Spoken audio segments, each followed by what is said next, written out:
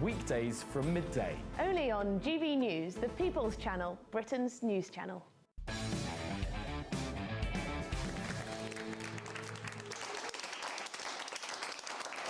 Welcome back to Free Speech Nation. The desecration of religious artefacts and places is in the headlines at the moment because Christians and parishioners at Minster, have expressed outrage after the Anglican Cathedral's authorities agreed to host a concert by a metal band. Plague of Angels frequently use Black Mass aesthetics and subversive themes in their music, causing anger amongst churchgoers, calling the booking an outright insult to their faith. This time last year, similar backlash was prompted when Canterbury Cathedral hosted silent disco. Then in Peterborough, they had the Rave in the Nave. So is this disrespecting Christians and their values, or just a bit of harmless fun? I'm joined now by commentator and writer Emma Trimble. Welcome!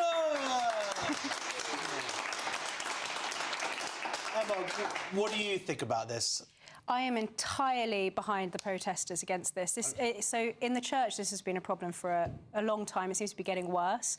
It started with things like helter-skelter and putt-putt courses, and now it's become silent discos, raves.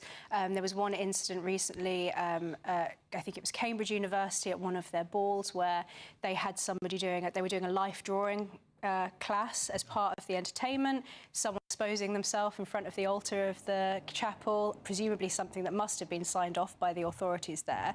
And now we have something like this, which is, obviously it's heavy metal in a church. They're planning to play Black Sabbath on the organ, and two of the members of this metal band are involved in another heavy metal band called Cradle of Filth, which is well known for having, and I won't repeat it because it has swear words in it and so on, but I don't know how Ofcom compliant it is because it's a very offensive T-shirt, showing some explicit imagery with religious themes. Now, they've said, one of the guitarists, I think it was in the band, said that they're sorry for their involvement, they regret their involvement in this previous band. Now, I don't think that they should apologise for what they've done. I have no problem with their complete freedom of expression.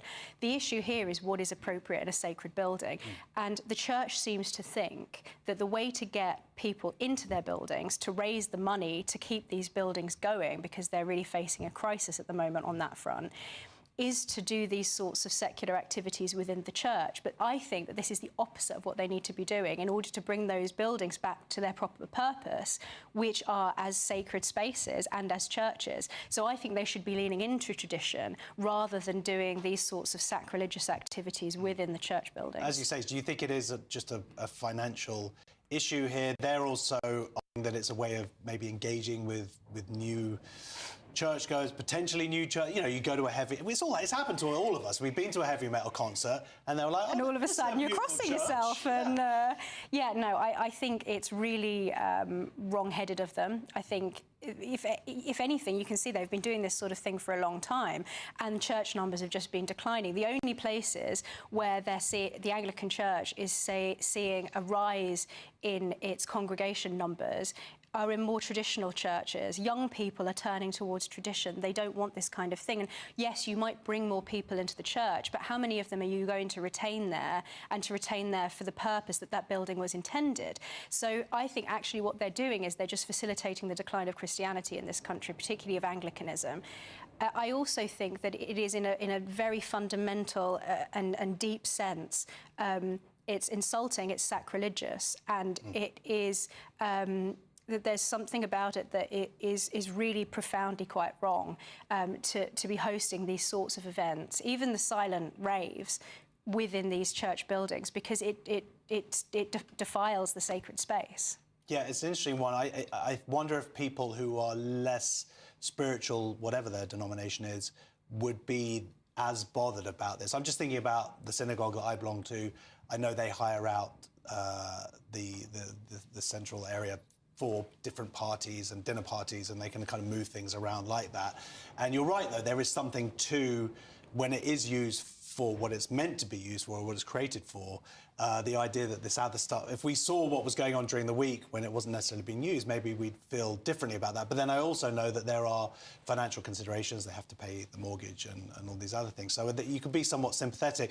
Would you be up for, because I understand that this event is something to do with the organ and it's something to do with the music.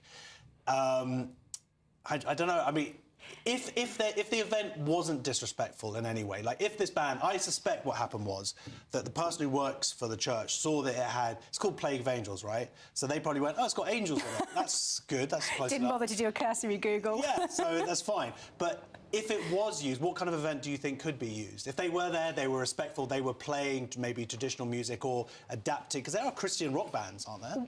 Well, there are, but I think that the church have given up on their purpose. I think this is, in some sense, a more fundamental problem within the culture of the hierarchy of the church. You can see some of it now.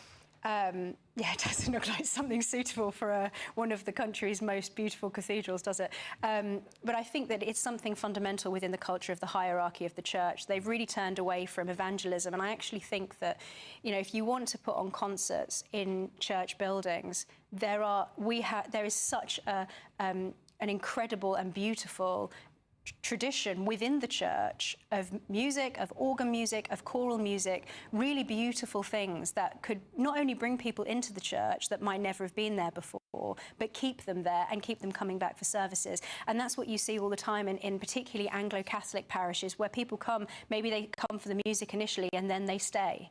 I think that's an appropriate way of bringing people in. I think that is something that inspires something more transcendent than lowering the sacred space by dragging it down into the secular and the profane. Well, speaking of that, because it's reminded of that you know, Brave New World. There's a bit in it where Westminster Abbey, is it? This has been converted into exactly like a sort of a disco or something like that. Was this always inevitable? Is this a sign of the times? It's interesting that that's something that a dystopian writer like Aldous Huxley would have picked up in so far, because George Orwell is the same. There's this kind of prophetic aspect to a lot of these texts that he would have picked up on the misuse of these sacred spaces for entertainment. If you remember in Brave New World, one of the aspects of that dystopian future is the use of this drug called soma that makes everyone zonked out. So they all take their soma and then they zonk themselves out and enjoy the magical organ in Westminster Abbey. And I think he's picking up on something about the kind of culture that we've become, and I think that there is something about it that's dystopian. The church should stand outside of all that. It should stand outside of the general culture. It should be a light to the rest of the country. That's what the purpose of the established church, and I think that the leadership of the Church of England have given up on it, and in doing so they've given up on the British people, and I really think that that's a sin. OK, well, we'll have to see what happens. If they do get banned, I'll give them the number of my synagogue. Anyway, thank you very much to commentator and writer Emma Trimble. Thank you very much. Well, that is the end of the first hour on Free Speech Nation, but don't go away, because